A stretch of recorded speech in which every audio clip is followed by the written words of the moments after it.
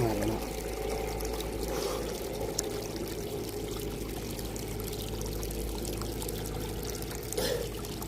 ได้แล้วไม้แตกอีกแล้วเนาะ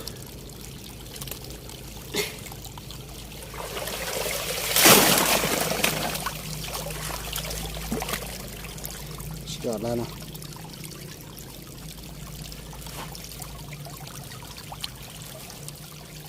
บ่ถือป่าโอ้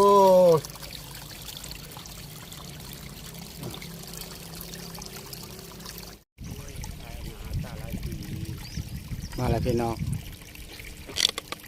ดังที่สองพี่น้องเนื่องจาก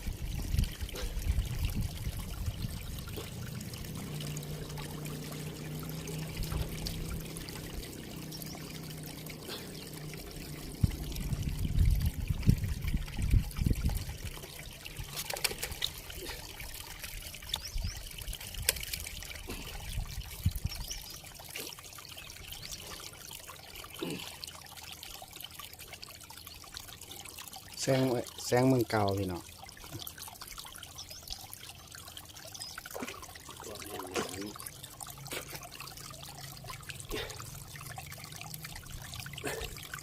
สายดังที่สองโซ่ผลงานเด้อ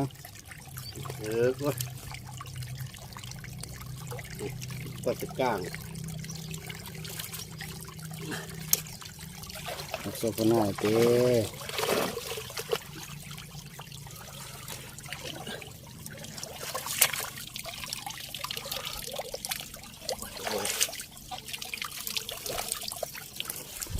ก้างจากด่าง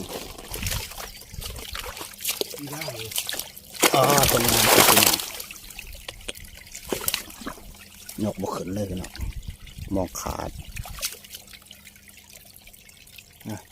อันนี้ด่างทับอิฐเนาะอันนี้ด่างที่สองจอดไล่พี่น้อง